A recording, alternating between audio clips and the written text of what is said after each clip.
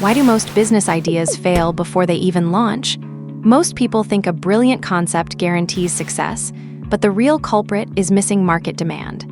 Stay with me for 3 minutes and we'll follow Mia, a founder, as she uncovers hidden traps that sink startups before they lift off. Mia opens a spreadsheet and spots a stark number. 35% of small businesses collapse because nobody actually wants what they sell. She watches a storefront with dusty shelves, proof that no demand leaves a silent market. Skipping market research is like launching a ship without a compass. But why do founders trust gut over data? Turning the page, Mia discovers that the primary reason startups die is a missing product market fit.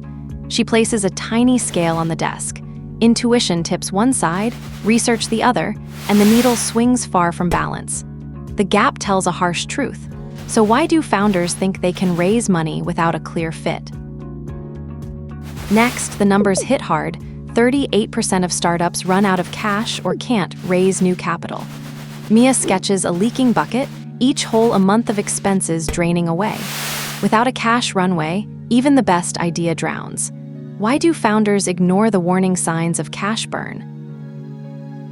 Mia flips through a stack of surveys and sees a pattern.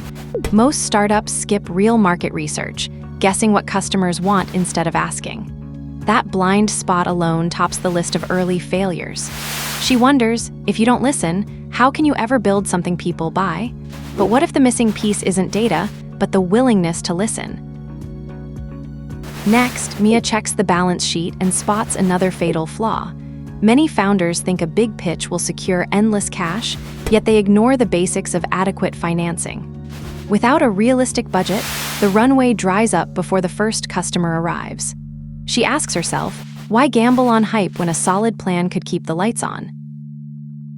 Finally, Mia discovers a surprising flip side. Over 80% of tech founders say a flop pushes them to launch a new venture. Failure isn't a dead end, it's a springboard that sharpens the next idea. She realizes the real lesson isn't avoiding loss, but turning it into fuel.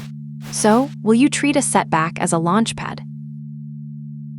Why do most business ideas fail before they even launch? We saw Mia start with no market demand, then miss product market fit, then watch cash evaporate, and finally ignore the simple truth that running out of cash kills 38% of startups. The pattern is clear. Without real customers and a solid cash plan, the idea never gets off the ground.